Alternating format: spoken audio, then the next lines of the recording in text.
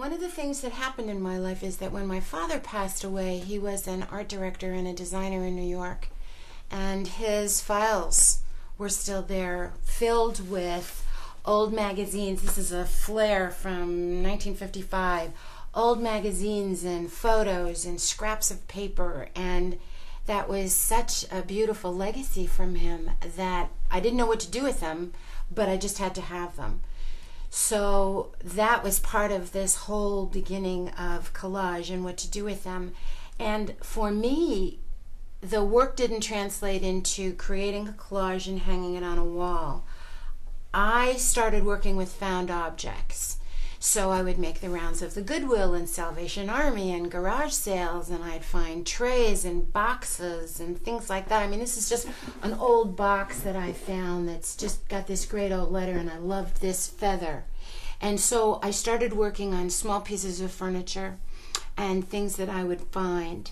And then I had a regular job. I was a regular person. I was a responsible citizen wearing high heels and pantyhose. And I started to just bring a few of my tables and my trays and things to some stores around Seattle. And they took them. They bought them. And so once a month I would sort of load up my car and I would go around and I would visit my 3 or 4 stores, and they would take what I made. And the trick of that, of course, is that they always had to see what I had. You know, they couldn't place an order. It was all dependent upon what I would find at the Goodwill. And I would use my leftover little bits, right, from decoupaging these tables and these trays, and I'd sort of have them all in a little pile. So one day I am at an AIDS art auction, and I'm going around. It was a great thing with chairs, and they had an art activity for kids.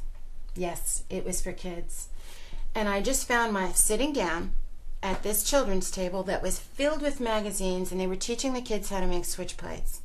Now, I mean, I have to take, my derriere and put it in a kid's chair and work this, and I just sat there forever.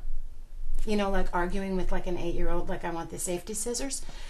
But it was a riot, and the 2 artists that were running the activity kind of looked at me after a while like, it's time to go. And so I just made another donation to the cause. And that's how I learned how to do switch plates. So I came home and I'm working with all these bits now that I had, and that's really how it started. Then when I started including the switch plates in with the trays and with the boxes and with the tables, the stores would call me in a week or 2 and say we're sold out. So that's kind of how it was all started. It was a happy accident, a Buddhist gift, as we would say.